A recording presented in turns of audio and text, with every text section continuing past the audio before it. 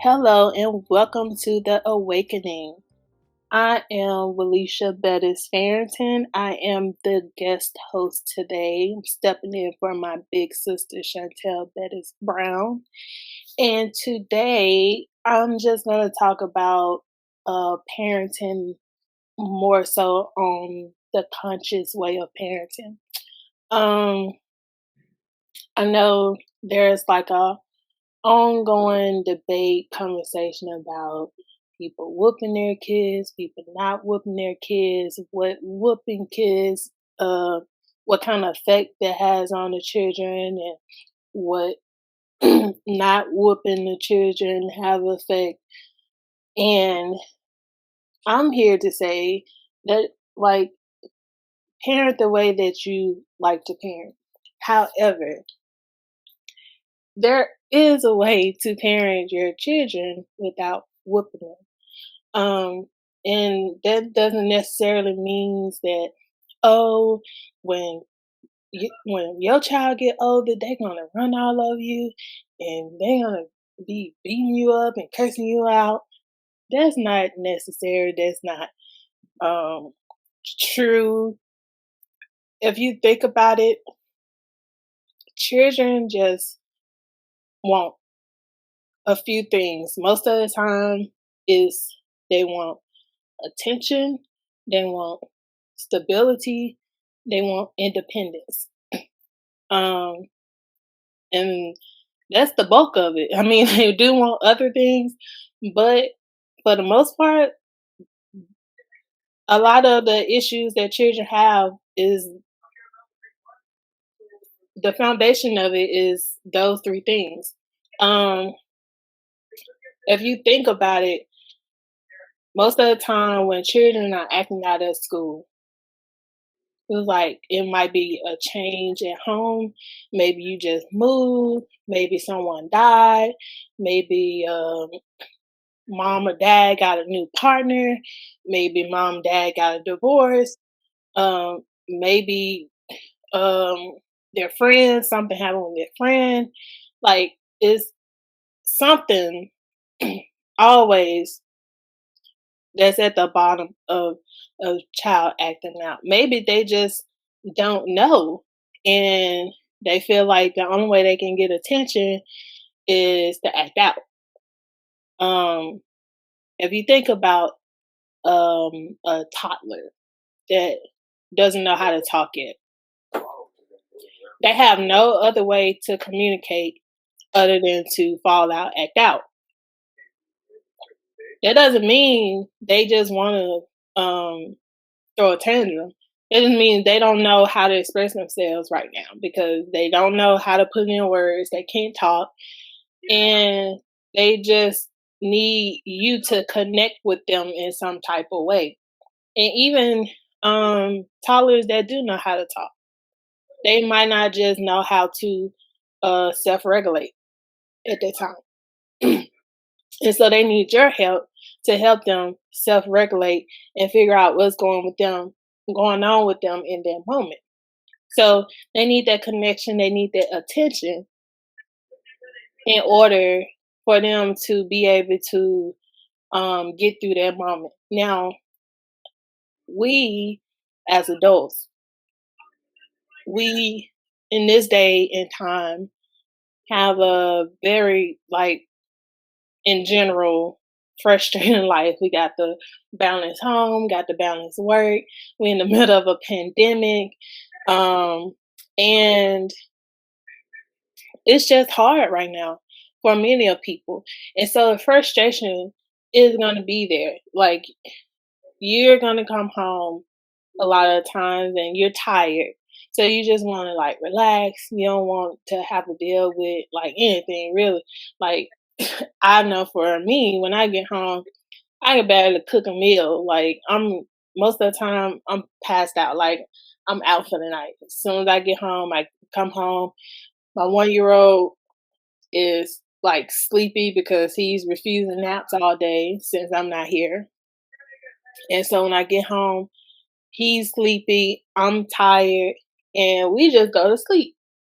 But then I have a 10-year old and Um, he still needs like some attention. He needs to be fed. He needs everything that the 1 year old needs. So yeah, I have to. He ends up waking me up like, "Ma, I'm hungry," so I have to get up and attend to him.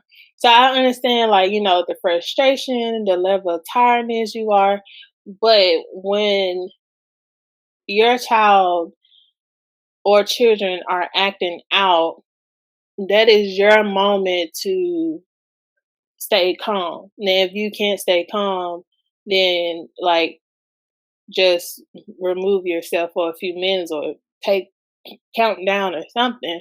But you can't teach your child how to regulate themselves if you're not showing it, because children learn more from modeling from than what you tell them. If you think about it, children don't understand words. When they come out, they don't understand words. They learn from associating words to actions. So if your child is trying to play with a cord, you say, "Oh no, don't play with that," and you remove it from the child. So then they associate "don't" to you removing it from them. So that's how they build their vocabulary, by the actions that go with the vocabulary. So they're not born with knowing what no means and stop means and don't do this and don't do that. They don't know what that means. So when they're having tantrums and having breakdowns, like, you have to model for them how to self control or self regulate in that moment. You have to talk it through. You have to show them what to do. Like, you have to model it, because children learn more from modeling than they do from you just talking to them. Because, like I've said before, they don't know vocabulary. So, with that being said, you have to, no matter how you're feeling, you have to hold up in the moment and take care of the business. You have to be able to provide them with that attention. And a lot of times, they're not being mischievous. They just want to be independent. They might want to pour their own milk in a cup, or feed themselves. It's not the fact that they want to make a mess. It's the fact that they just want to do it themselves.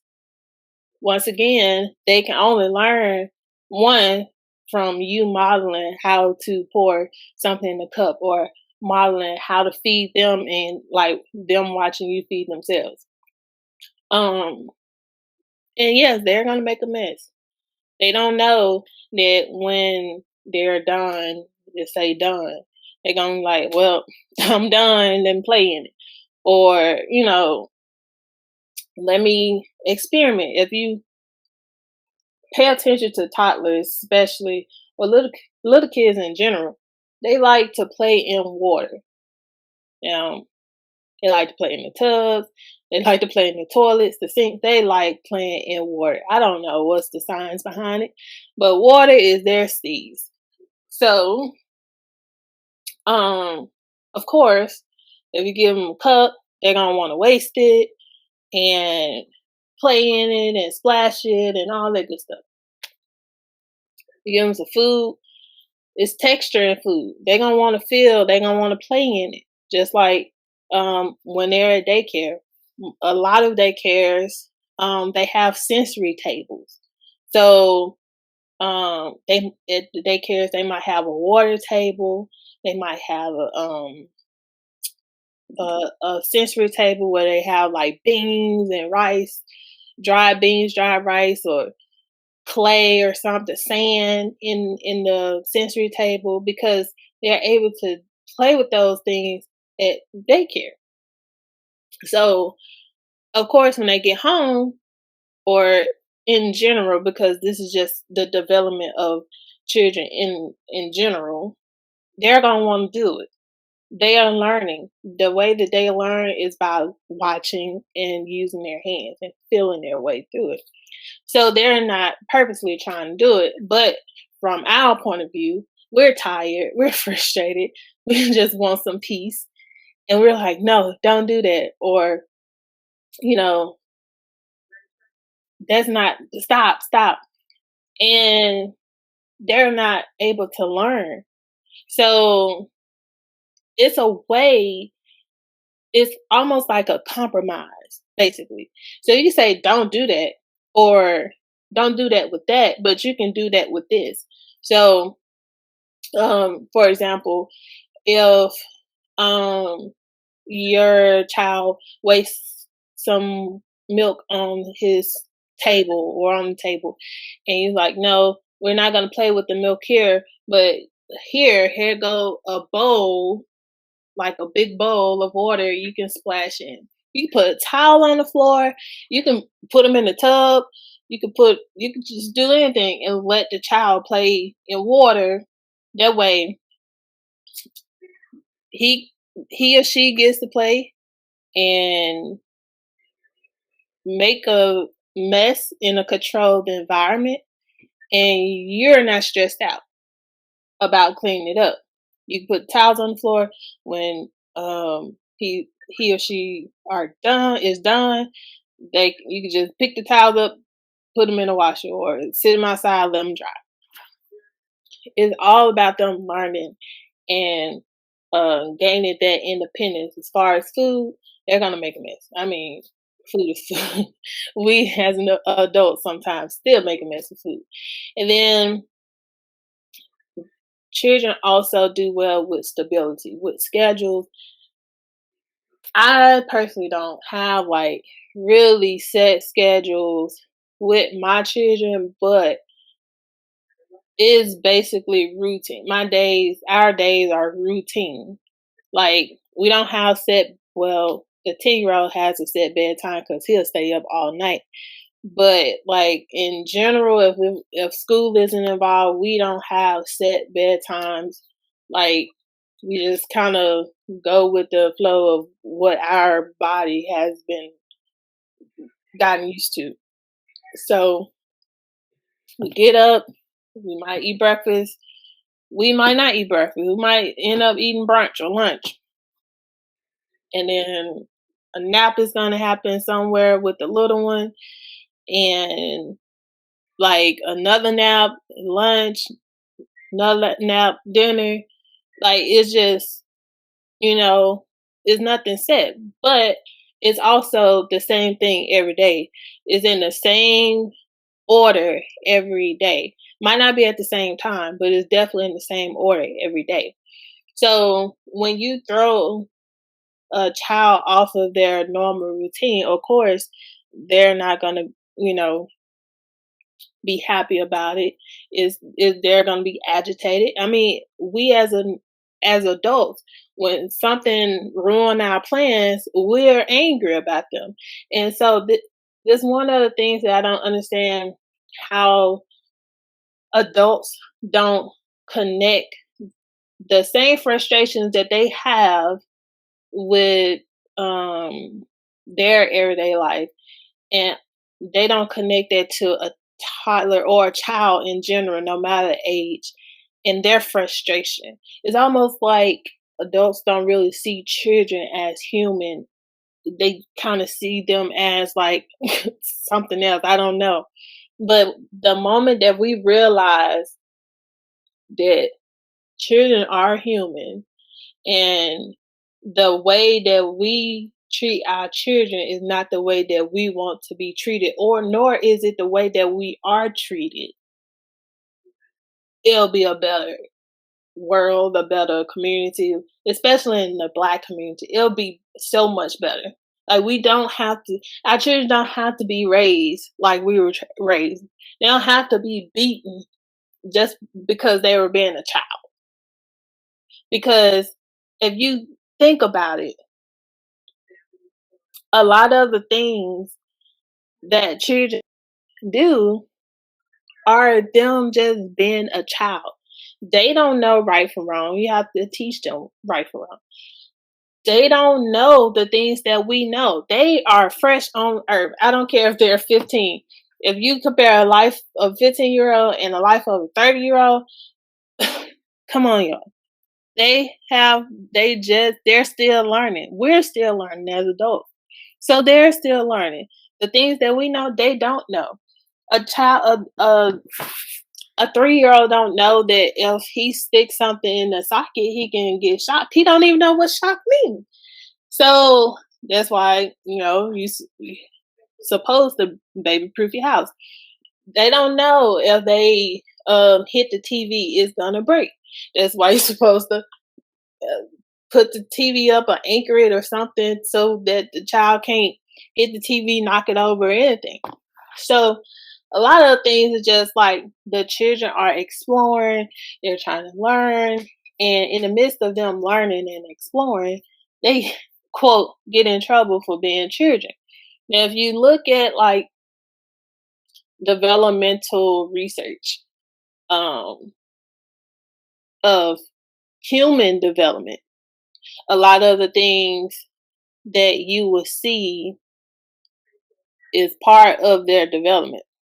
Children biting, children hitting, teenagers or preteens talking about sex at the age of 12, 13. All of that is human development.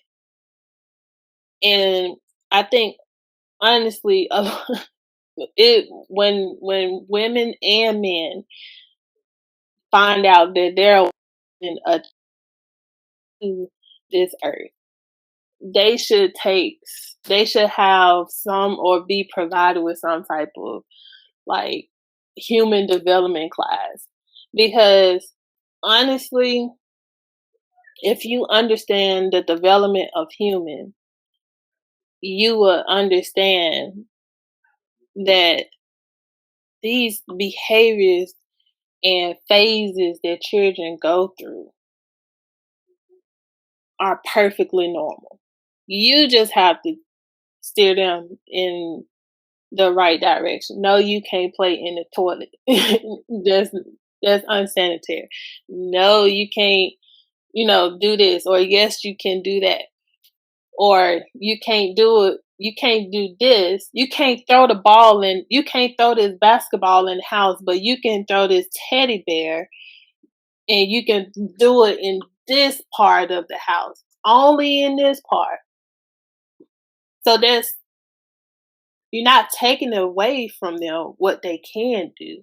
You're just redirecting them to what they want to do, but in a controlled area, if that makes sense. So, a lot of this stuff is just human development. It's like, and I don't understand how if every child goes through the same phases, might be at different times, but if every child goes through the same phases, why are they still being whooped for doing these things? You cannot beat human development out of a child. It's just point blank period. So I don't understand why it's such a big issue. That should be like a reality check for us. So if children go through the same behavior patterns and in general, all children, want to play in the toilet, all children go through like a hidden biting stage, all children go through tantrums, all children go through the awkward sex phase, all children go through being sneaky and lying. If all children go through the same patterns, why is it that we're not paying attention to that and instead trying to beat the human development out of a child? Because that's basically what we're doing. We're interrupting the human development because it's not fitting our narrative. It's not fitting our our lives in that moment, basically. Like you're tired or you're trying to get something done and your child is not cooperating. Well, did you give child something to do? Is the child being engaged? Does the child has connection? Can the child do things um, independently? Are the things that you are providing for your child age appropriate? Meaning, um, are they responsible enough to even do that particular thing? Because, like, sometimes we think that a child is ready for something, and then they're not. But because of their age, we're like, okay, this seems okay, they can handle it. When really they can't.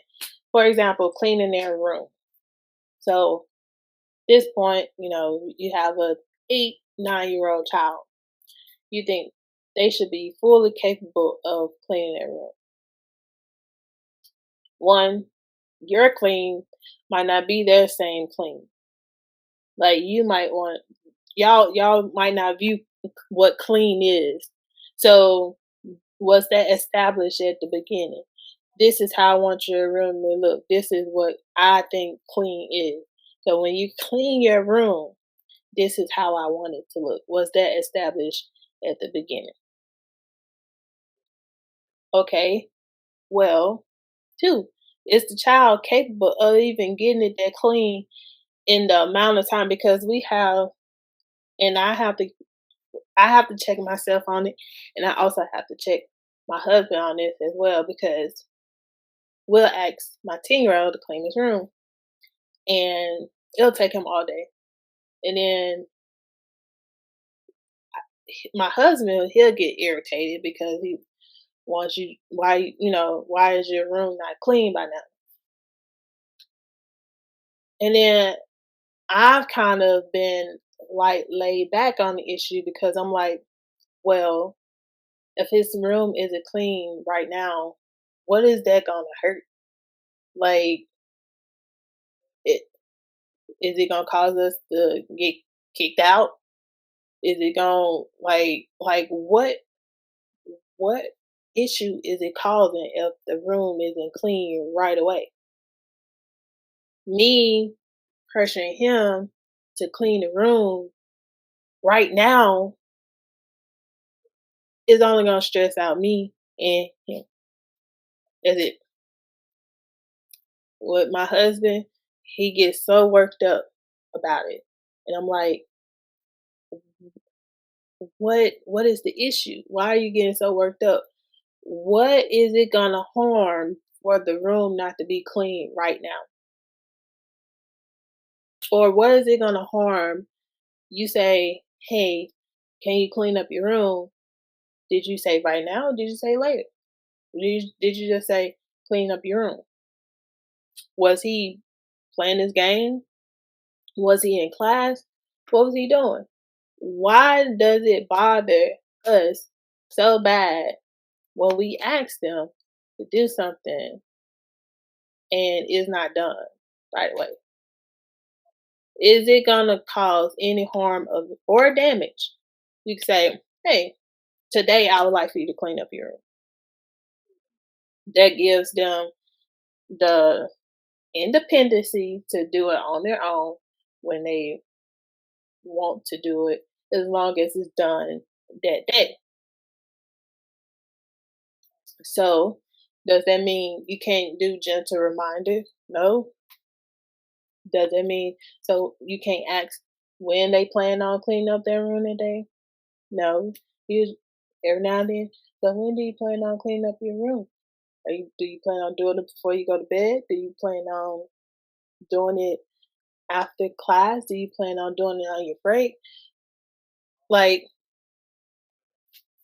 what harm is it going to bring if they just don't do it in the moment that you ask them to do it? I think about because you're really just creating stress for yourself and for the child because most likely if you ask child clean up their room and then you come back 10 minutes later, you ain't say when, you ain't say now, you ain't say in 30 minutes, you just clean up your room.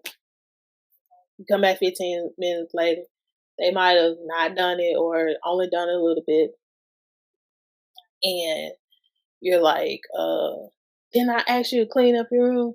Now you mad, the child mad. What and then what type of productivity do you get then? Or you can approach it and like, hey, I've seen you haven't gotten much done. Do you need help? Or you can offer your help. I'm willing to help. I'm here if you need me. I'm here if you need help. Because some children just aren't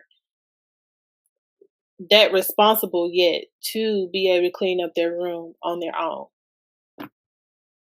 So it's just a lot of things that we probably just need to, as adults, look at differently when we're talking about parenting.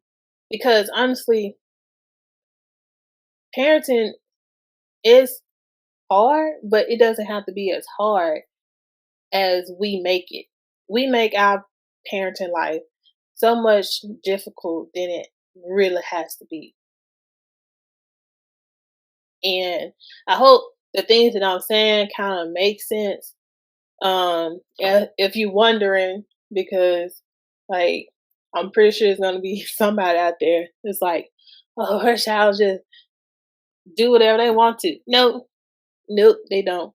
I have a 10-year-old. I have a 1-year-old. 10-year-old, he's just as respectful, quiet, smart, intelligent as he wants to be, responsible, independent.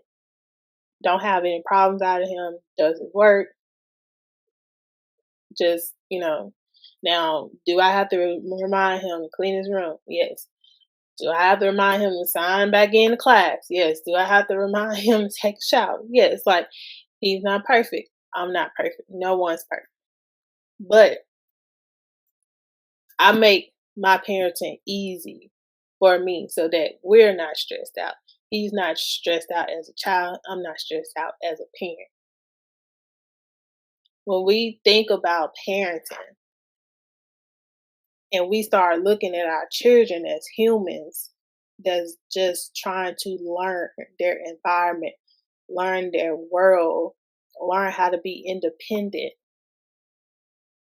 just learn, then I think we can break those generational learnings that has been passed down for who knows how long.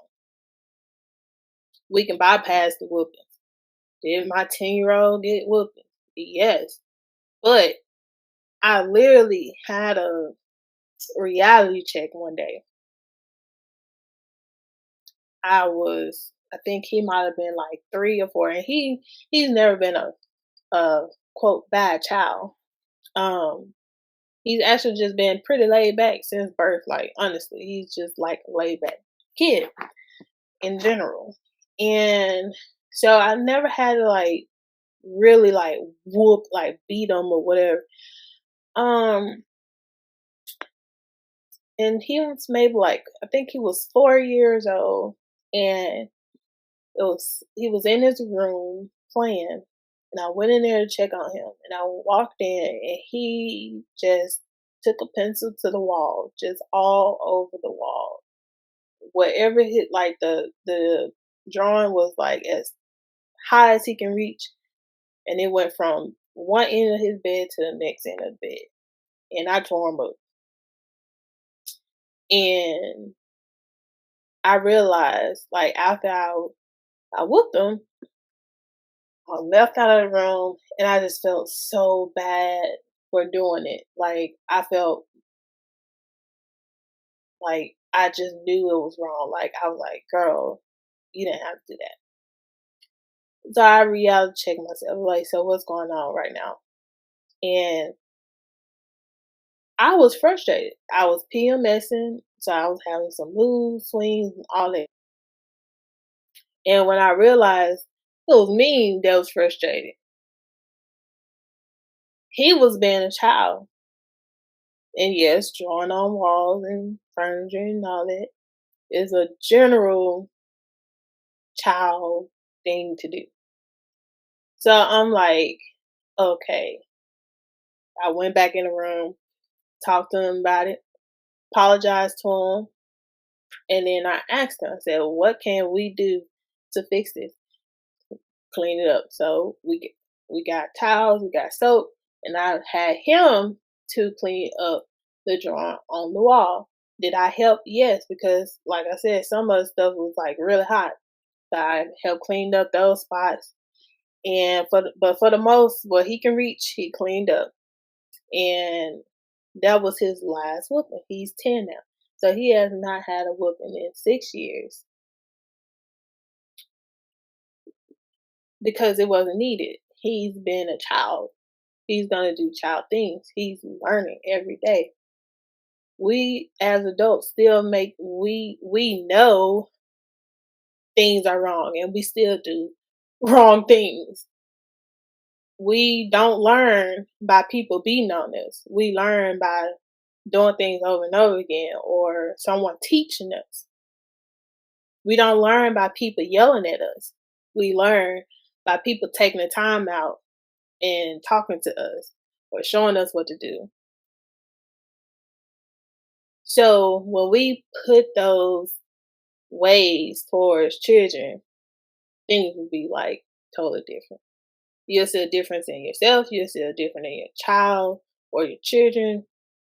It'll just be such a glorious time. That is my time. I'm so glad to be able to have this segment for my sister. And I hope you got something out of the things that I've said. Like I said before, I'm not really just trying to tell you how to parent, but I'm just giving you a different outlook of how to parent. If you're interested, if you want to whoop your children, I'm not down with the whoopings. My sister tell you she always threatening my nephew. I'm like, you're not gonna do nothing to my nephew. I'm 12 hours away, but I'm like, you ain't doing nothing to my nephew. And she doesn't. She know I'll go to war over my nieces and nephews. So I'll get in the car and drive those 12 hours to get there to defend my nieces and nephews. So I hope you got something out of the things that I've said. I hope I've been able to like hit a couple of light switches in your mind and have you think about just a different approach. And not if you don't want to change your parenting, that's fine. But I hope something in your mind, especially those that always talk about generational curses, I hope that this triggers something in your mind and have you thinking, what can I do differently? How can I not yell more? How can I be more patient? How can I get more connection? How can I be that learning tool for my child or my children? Because yes, discipline is a method of teaching, but you don't have to punish or abuse to teach through discipline, if that makes sense. That is my time. You guys have a great life. Hopefully I'll be back on The Awakening as a co-host or a guest host. And peace and love.